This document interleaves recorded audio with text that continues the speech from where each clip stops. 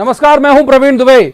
मुरैना जिले की जौरा विधानसभा सीट पर कैलारस शुगर मिल करीब 14 साल से बंद पड़ी है।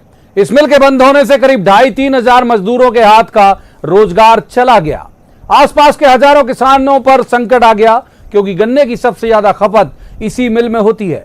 ग्वालियर विधानसभा सीट के डीडी नगर इलाके को 100 बिस्तरों का अस्पताल चाहिए। कुछ हजार नहीं, 2.5-3 लाख की आबादी की सेहत से जुड़ा हुआ सवाल है ये। शिवपुरी की करेरा विधानसभा सीट पर सबसे बड़ा मुद्दा है उद्योग धंधे। मूंगफली की सबसे बड़ी मंडी है करेरा, लेकिन मूंगफली के भारी उत्पादन को ठिकाने लगाने कोई फैक्ट्री नहीं है। लिहाजा यहां का किसान मजबूर होकर अब धान की खेती का रुख कर रहा है। ये वो सवाल हैं, समस्याएं हैं जिन्हें इस उपचुनाव में मुद्दा बन जाना चाहिए था, लेकिन मुद्दे जनता कहां तय करती है। वो तो नेताओं की जुबान से तय होते हैं, और नेताओं की जुबान पर तो इस वक्त झूठे सच्चे नारियल हैं, स्कॉच है, वाइन है, बिकाऊ है, टिकाऊ है, गद्दार है, वफादार है, साधु है, शैतान है, और एक दूसरे पर इस तरह से व्यक्तिगत हमले की जैसे इन्हें अगर रोका नहीं गया तो कुछ दिनों में एक दूसरे के कपड़े फाड़ने की नौबत आ जाएगी। न्यूज 18 के ही एक कार्यक्रम कहता है वोटर में हम हर इलाके की समस्याएं दिखाते हैं, सवाल उठाता है वोटर, लेकिन हैरत यह है कि इन सवालों के जवाब नेताओं की जुबान से नहीं आते। तस्वीर पर सियासत, बयानों पर सियासत, बवाल केवल नारे के सहारे लड़े जाएंगे क्या चुनाव? सवाल यह है कि इस चुनाव में कोई मुद्दा भी है क्या? सियासत का नहीं जनाब, सवाल वोटर के सरोकार का है। जवाब तो आपको देना ही होगा। हम एक रिपोर्ट भी दिखाएंगे आपको बहुत जल्द ही, लेकिन बात यह भी करेंगे कि कैसे राजनीति में ये मुद्दे बनाए जा रहे हैं, कैसी किस दिशा में जा रही है एमपी की सियासत, क्या क्या शब्द रोज नए आ रहे हैं। और जो मैं जिक्र भी करा अभी, जो मैंने जिक्र भी किया आपसे थोड़ी देर पहले कि ऐसी हालत नहीं आ जाए कि एक दूसरे के कपड़े फाड़े जाएं। जिस तरह के बयान आ रहे हैं आप देख रहे होंगे, और बहुत सारे लोग जो संजीदा, जिनकी आइडेंटिटी है वो भी बोल रहे हैं, जो मुखर हैं वो तो बोल ही रहे हैं, कई सारे बयान आ रहे हैं, तो बहुत सारे सवाल हैं जिनका जवाब तो देना होगा। लेकिन पहले आपको दिखाते हैं एक रिपोर्ट, देखिए।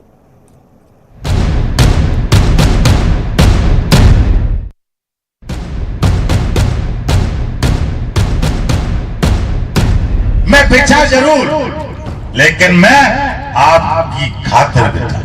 मैं बिछा तो हम सबके लोकप्रिय नेता श्रीमंत महाराज साहब के साथ गया, लेकिन उससे पूछना जब मुझसे कहेगा बिछने की बात। शिवपुरी जिले की पोहरी विधानसभा सीट से उम्मीदवार सुरेश धाकड़ के इस बयान की विस्तृत व्याख्या होनी बाकी है अभी, कि उनका तंज था या कुछ और।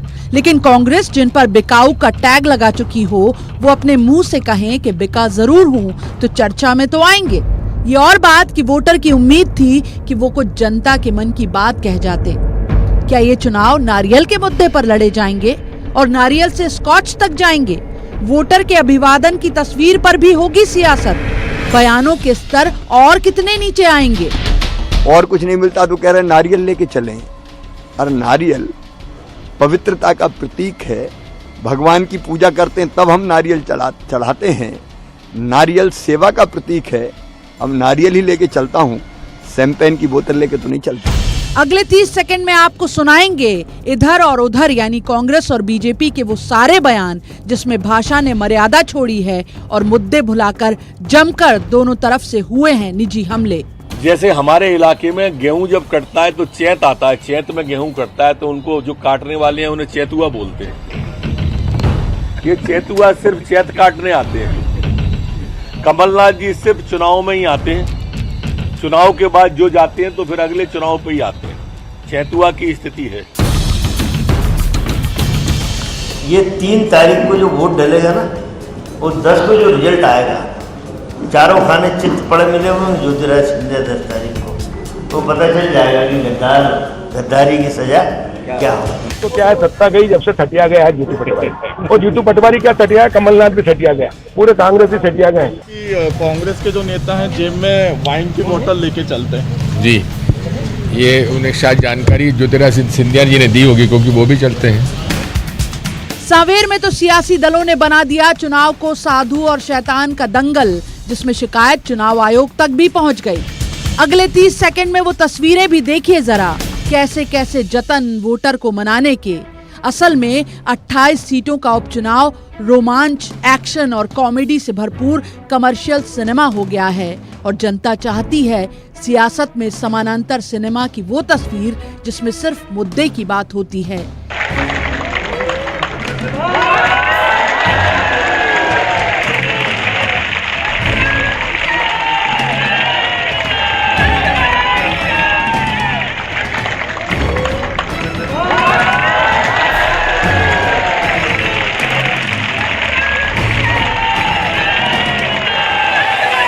जनता की खातिर जनाब छोड़िए ये तमाशे, मुद्दे की बात पर आइए और इन गलीज जुबानों को किनारे करके बताइए कि इस चुनाव में कोई मुद्दा भी है क्या। Bureau report, news 18, Madhya Pradesh, Chhattisgarh. तो रस्मन सबसे पहले मेहमानों का परिचय और बहुत अच्छी तस्वीरों के साथ ये पैकेज खत्म हुआ। आपको भी थोड़ा रस आया होगा उसमें। मेहमानों का परिचय करा दूं मैं। हमारे साथ हैं भूपेन गुप्ता, कांग्रेस के वरिष्ठ नेता हैं, स्वागत है भूपेन जी का। दूसरे मेहमान रजनीश अग्रवाल, बीजेपी के बड़े ऊर्जावान प्रवक्ता हैं, रजनीश जी का स्वागत है। और तीसरे मेहमान पत्रकारिता का चर्चित चेहरा है मनीष दीक्षित, मनीष जी का भी बहुत स्वागत है। अमूमन मैं किसी एक को इंगित करके पहला सवाल करता हूं, ये सवाल दोनों को इंगित है, पूछ लेते हैं किसी एक से और उसके बाद वही सवाल लेके दूसरे के पास भी जाएंगे। रजनीश जी, ये जो भाषाई मर्यादा है ये 20-22 दिन में और कितनी गिरेगी? क्षमा करिए परिमड़ी जी, 20-22 दिन में नहीं, ये मार्च से लेकर लगातार गिरी हुई है। जिस प्रकार की भाषा का इस्तेमाल हुआ है आप भी बीप लगा के सुनाएंगे।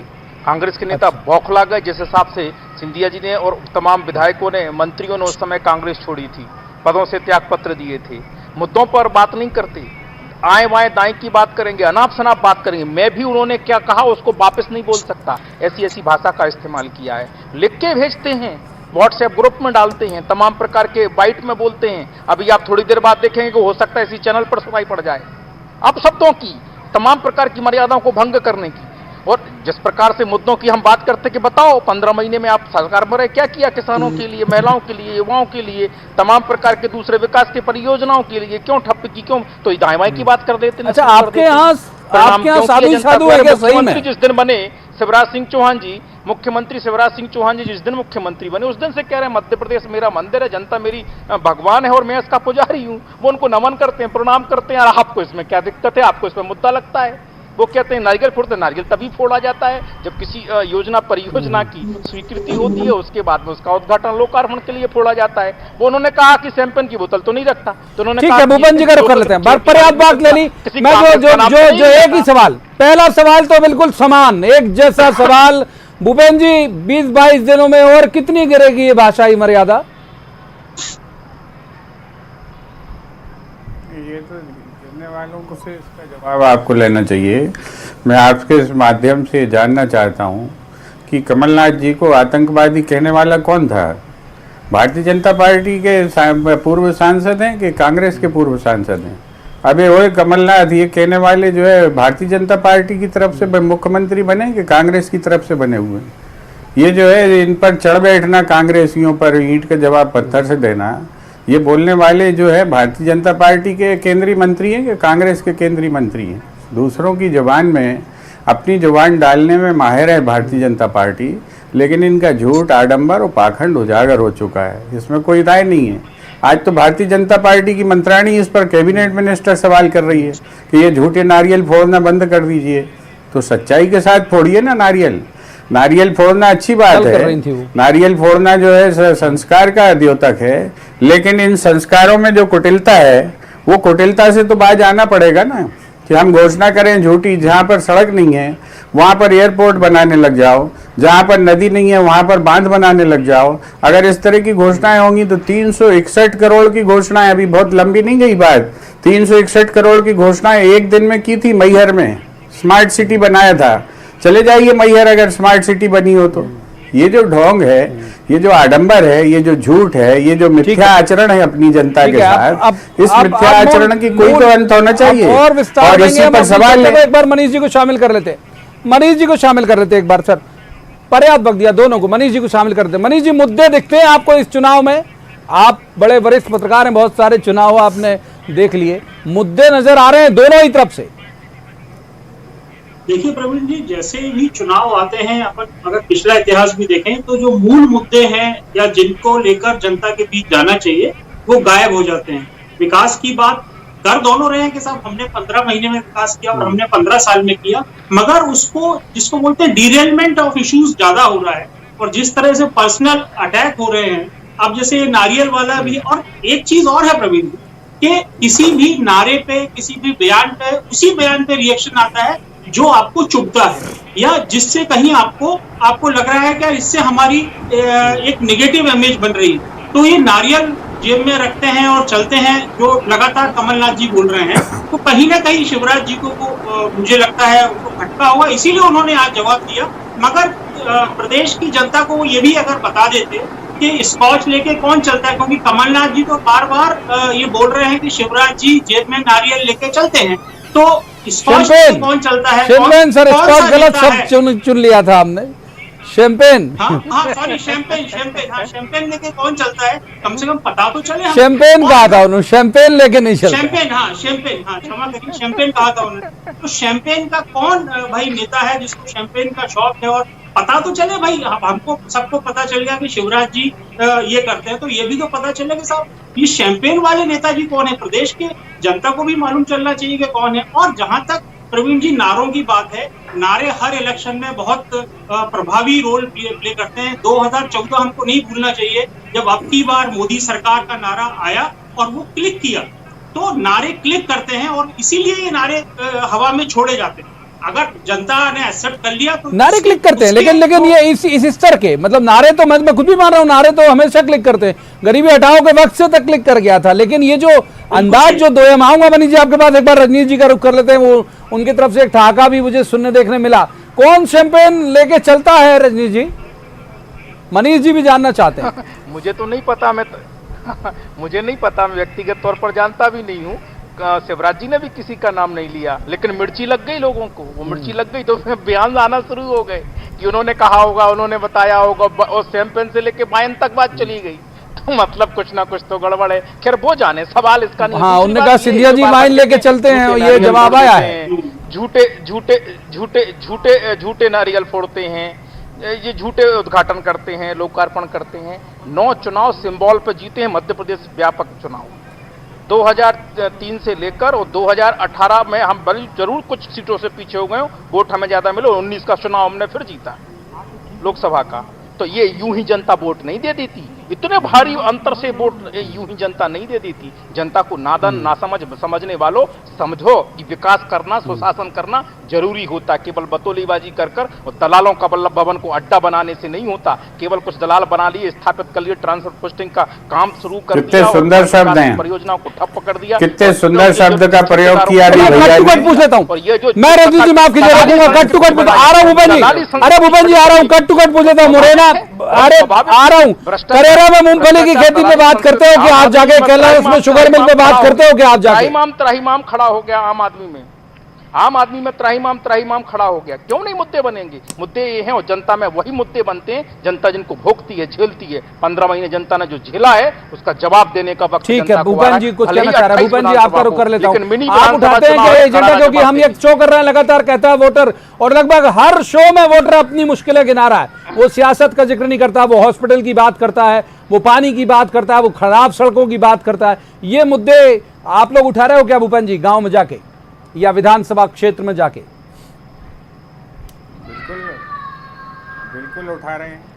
अभी जो बेशर्मी की राजनीति चल रही है, इनसे ये तो पूछें कि 2018 में जिस चुनाव में अभी ये बड़े बड़े जोर से और मॉड्यूलेशन करके वॉइस के जो बातें कर रहे थे अभी भैया, इन विद्वान श्री से ये तो पूछें कि कहाँ है तुम्हारा दृष्टि पत्र 2018 का, जिसमें तुमने कहा था कि 10 लाख लोगों को रोजगार दोगे। तो वो 10 लाख लोगों को रोजगार दे दिया तुमने। अभी 6 महीने हो गए तुम्हारी सरकार को, पिटारा भी नहीं खुला है। अभी किस रद्दी की टोकरी में डला है तुम्हारा दृष्टि पत्र? जरा उठा के झाड़ पहुंच कर लाओ उसको। तुमने कहा था कि व्यापारी कल्याण आयोग बना दोगे, बना दिया क्या तुमने? आज जो है आटा चुराने में तो सबसे आगे खड़े हो गए, 10 किलो के पैकेट में से 4 किलो मार दिया। आज जो है गरीबों को जो है जहरीला चावल खिला दिया जी, इसमें तो बहुत उचक उचक के सामने आ गए। आपने जो है नकली पीपी किटें खरीदने में जो है बहुत माल अंटी कर लिया। प्राइवेट अस्पतालों के साथ जो आपने जो है साठगांठ की, ये पूरे मध्य प्रदेश में उजागर है कि आदमी मर रहा है, इसमें तो आपने बड़े बड़े चढ़ के हिस्सा लिया। आपने इस बात में हिस्सा लिया क्या कि आपने जो वादे किए थे, रोज 15 महीने करते हो, तो 2018 के दृष्टि पत्र के वादे तो पढ़ लो, किस रद्दी के टोकरी में डाल रखा है। बेईमानी की राजनीति इससे ज्यादा क्या हो सकती है कि आपको होश नहीं है कि आपने क्या कहा था जनता से। 6 महीने हो गए आपकी सरकार को और आप दुनिया भर के तमाशे और बातें करते रहते हैं, और ये झूठ और उसमें जो है हा हु इस तरह की बातें करके आप सोचते हैं कि आप जनता के साथ बड़ी अच्छी बात कर रहे हैं। आप ये कैलारस 14 साल से कैलारस का मामला पड़ा हुआ, 14 साल से क्या कर रही थी इनकी सरकार? गोइयां छील रही थी क्या? इनसे पूछें जरा क्या किया इनने जो है, इनने दतिया की जो है जमीनें कैसे खुर्द-बुर्द हुई, इनके मंत्री जी और ये जवाब देंगे क्या? वहां पर भी यही हाल थे। किले की जमीनों पे पार्किंग के नाम पर कब्जा किसने कर लिया बताइए, जवाब दें जरा। नहीं, इनको इतनी समझ मुझे लगता है होगी नहीं या होना नहीं चाहिए, क्योंकि जिस प्रकार के 15 महीने तक अखंड डूबे रहे वो समझ में आता है। और जिसके बाद में अभी तो अपना दृष्टि पत्र बताइए, जो संकट काल, अपना दृष्टि पत्र बताइए। सुन लो, बीच में आपको पढ़ा दिए, आपने अपना दृष्टि पत्र बताइए भाई, सुन लो आपका दृष्टि पत्र बताइए, हम बौखला नहीं रहे। सुन लो, ज्ञान सुन लो, बौखला मत, फ्रस्ट्रेशन में मत आओ। सुन लो चर्चा करिए, अपने दृष्टि पत्र की चर्चा करिए, उल्लू मत बनाइए पब्लिक को। आप जैसे बेईमान जो एक ही लाइन पर फिक्स रहिए। आपका दृष्टि पत्र क्या था 2018 का बताइए। 2018 में एक दलाल, तुम्हें चुनौती, चलिए आप दलालों के नाम बताइए, आप दलालों के नाम बताइए, आप दलालों के नाम बताइए। मैं बताता हूँ तुम्हारे दलालों के नाम, दलालों के नाम बताइए आप दलालों के नाम। मैं बताता हूँ तुम्हारे दलालों के नाम, तुम गाना गा रहे हो, तुम्हारे दलालों के नाम को तो मैं गिनाऊं, तुम्हारे दलालों के नाम बताता हूँ, तुम्हारे दलालों के नाम करूंगा। बहुत वक्त है, आऊंगा फिर आप दोनों के पास। हो जाता है तो दर्शकों को बड़ा इरिटेशन होता है, और अब इन दिनों तो वो वोटर भी है। तीसरा मेहमान मनीष दीक्षित का रुख करूंगा, मैं माफ कीजिए, मनीष दीक्षित जी का रुख करूंगा। मनीष जी, ये जो बात हमने उठाई कि वोटर जो है जो उस इलाके का, हम अलग अलग बात कर ले, अनूपपुर का, करेरा का, शिवपुरी का, सुर्खी का, वो ये सब देख के हंसता नहीं होगा, उसको लगता होगा कि हमारे मसले पे बात ही नहीं कर रहे हो। आपका झगड़ा दोनों का है आपस में, या दोनों के का जिस वजह से सरकार गिरी है, जो भी हुआ, तो आप झगड़ रहे हो, वो तो वहां का वहां है अभी तक। मनीष दीक्षित जी, देखिए प्रवीण जी, वोटर तो बार बार चला जा रहा है। जहां चुनाव हो रहा है वो चुनाव भी तो थोपा गया है। आप अगर अपन वैसे टेक्निकली बात करें, अगर भाई ये स्विच ओवर नहीं होता, जो भी कारण रहे हैं उसके, जरूर जाहिर है, क्योंकि वो लोग बोलते हैं कि उनको सेवा करनी थी, इसलिए उन्होंने पार्टी बदल ली और उनको सेवा का मौका मिल गया। मगर उस वोटर जिसने उनको जिताया था, किसी और सिंबल पे जिताया था। अब अगर वोटर को, क्योंकि वोटर बार बार चला जा रहा है, बार बार उसके साथ ये हो रहा है। अच्छा, आप देखिए, पिछले 6-7 महीने से कोरोना का संकट चल रहा है। हम ये मानते हैं कि सरकारें, इंक्लूडिंग मध्य प्रदेश सरकार ने भी इस में के भाई मनरेगा के काम शुरू कर दिए, कुछ काम शुरू किए हैं। मगर जिन लोगों की नौकरियां गई हैं, ऐसे हजारों युवा हैं जो प्राइवेट सेक्टर में नौकरी करते थे, या जिनको व्हाइट कॉलर जॉब बोलते हैं प्रवीण जी, उन लोगों की नौकरियां गई हैं। उनके बारे में दोनों पार्टियों की तरफ से क्या घोषणाएं हैं, ये सामने आना चाहिए। क्योंकि किसी भी विधानसभा क्षेत्र में मुझे नहीं लगता कि वो लोग आए हों माइग्रेंट लेबर, पूरे देश में पलायन हुआ मजदूरों का, उन मजदूरों के बारे में कौन सोच रहा है? बिल्कुल ठीक बात, उनके बारे में कोई बात नहीं। वाइन, स्कॉच और इसमें शैंपेन में लगे हुए हैं। ठीक बात है। रजनी जी का एक बार रुक कर लेते हैं। रजनी जी, बात होते एक बयान वो फिर कई बार छूट जाता है चर्चा, क्योंकि वक्त बहुत तेजी से हाथ से फिसलता है। आपके एक मंत्री जी ने आज स्वीकारा है कि बिकाऊ हूं मैं साहब, और बिकाऊ हूं मैं पब्लिक के लिए, आपके लिए, और बिकाऊ हूं महाराज साहब के लिए। देखिए, भाषण का एक छोटा सा अंश है, उन्होंने जिस शैली में कहा है उनका जवाब उन्होंने दिया है, और उसी जनता के सामने दिया है, बेबाकी के साथ में दिया है। ये जो बात कर रहे थे आदरणीय मनीष जी, मैं उनका जवाब जरूर दूंगा। हमने तो एड्रेस किया एमएसएमई सेक्टर को, इन्होंने मनीष जी तो जो सबमिट हुआ था उसमें तक नहीं बुलाया था। और मनीष की बात कर रहा हूं, मनीष जी ने आत्मनिर्भर मध्य प्रदेश के नाम पर एमएसएमई सेक्टर को कई प्रकार की राहत हमने दी। इन्होंने तो 1 साल से उन बोर्ड की मीटिंग भी नहीं की थी, उनका जो पैसा पेंडिंग था उनको भी वो वापस नहीं दिया था, जो बड़ी तादाद में नौकरी देने का काम करते हैं, इसी मध्य प्रदेश में देने का काम करते हैं। इन्होंने नहीं दिया। मनीष जी जवाब दे रहा हूँ, मनीष जी जवाब दे रहा हूँ, मनीष जी जवाब दे रहा हूँ, मैं जवाब दे रहा हूँ। और इसलिए एमएसएमई सेक्टर को तमाम प्रकार का संबल देने का काम मध्य प्रदेश की सरकार, शिवराज सिंह चौहान जी की सरकार ने किया, मोदी सरकार ने पैकेज दिया। इन्होंने तो एमएसएमई सेक्टर को बड़े उद्योगपतियों के नाम पर बेचने का काम किया था, केवल अपने चंद जो दोस्त थे उनके खातिर बर्बाद 1 साल 15 महीने में कर दिया था। और ये आज राहत देने का तेजी से काम हुआ एमएसएमई सेक्टर खुद से। इसलिए हमने तमाम संगठनों के लोगों से बात की, संवाद हुआ हमारे। भूपेन जी बाद में फिर भूपेन जी नाराज हो जाते हैं कि उनको वक्त दिया गया। भूपेन जी रंजीत जी बड़े वक्त दिया आपको, इसी प्रकार की तरफ हो जाएगा मामला। भूपेन जी को वक्त देता हूं। भूपेन जी इन्होंने मोटी बात रंजीत जी की निकल के आई कि इन्होंने अपने मैनिफेस्टो में इन चीजों को महत्व दिया है, एजेंडे शामिल किए हैं। आरोप यह है कि आपने नहीं किया उसमें। भूपेन जी अरे भाई 15 महीने पहले इनने वादा किया था प्रदेश की जनता से, जिस पे ये कह रहे हैं ना इन्हें महान वोटें मिली हैं, उसमें इनने कहा था कि 10 लाख लोगों को रोजगार देंगे इस 6 महीने में एक भी आदमी को। अरे तो उसके बाद में 15 महीने आपकी सरकार रही जो है व्यापारियों का, उसके बाद में कोरोना आयोग बनाए। अरे कोरोना के बाद में किस प्रकार के हालात रहे, वो हालात के 2018 के तुम सिर्फ लूटने के लिए हो, तुम सिर्फ लूटने के लिए हो, बर्बाद किया कि तुम सिर्फ लूटने के लिए पैदा हुए हो, सुन लो, तुम सिर्फ लूट खसोट करने के लिए पैदा हुए हो, तुम सिर्फ लूटने खसोटने पैदा हुए हो क्या? तुम सिर्फ लूटने खसोटने, ये वादा तुम्हारा था कि हमारा था? ये वादा तुम्हारा था कि हमारा था? बात करो अपने वादे की भाई। ये है इनकी हालत, जब इनका वादा याद दिला दो दम निकलने लगती है, जब इनका वादा याद दिलाओ तो ये दम निकलने लगती है। अरे भाई तुम्हारा चेहरा हमने बेनकाब किया, अभी ये तुम्हारा चेहरा बेनकाब कर दिया हमने, तुम्हारा चेहरा बेनकाब कर दिया। अभी 15 महीने अभी ये तुम्हारा चेहरा बेनकाब कर दिया हमने, तुम्हारा मुखौटा उतार दिया है, जनता को तुम्हारा मुखौटा उतार दिया। अभी अपने जो है दर्शकों का जवाब दीजिए। चर्चा की इजाजत देता है, इसीलिए मैंने पहले भी कहा था कि जल्दी बात पूरी हो जाए तो ज्यादा बेहतर, एक सार्थक सी बहस हो जाती है। लेकिन वक्त इतनी ही चर्चा की इजाजत देता है। यहीं पर मुझे तीनों मेहमानों का शुक्रिया अदा करना होगा। मैं वोटर से भी अपील करूंगा कि अपने मुद्दे दम से रखिए। इनके तो आप देख रहे हैं रैलियों में भी, स्टूडियो में भी, ये बिकाऊ टिकाऊ गद्दार साधु शैतान ये सब चलता रहेगा। जब भी आपके पास आए तो आप अपने मसले पर बात करिए, उनसे कहिए, दोनों ही पार्टियों के लिए मैं कह रहा हूं, दोनों तीनों जो भी पार्टी आपके दरवाजे पे आती है उससे कहिए भाई ये हमारा एजेंडा है, इस पर आप बात करिए। तभी तो असल जो लोकतंत्र है वो ठीक से परिभाषित होगा और फायदेमंद भी होगा। लोक के लिए तंत्र का होना जरूरी है। आज की चर्चा में इतना ही। सोमवार को अब किसी खास मसले पर खास पैनल के साथ बैठेंगे और कहेंगे, जवाब तो देना होगा। तब तक आप देखते रहिए न्यूज़ 18 मध्य प्रदेश छत्तीसगढ़।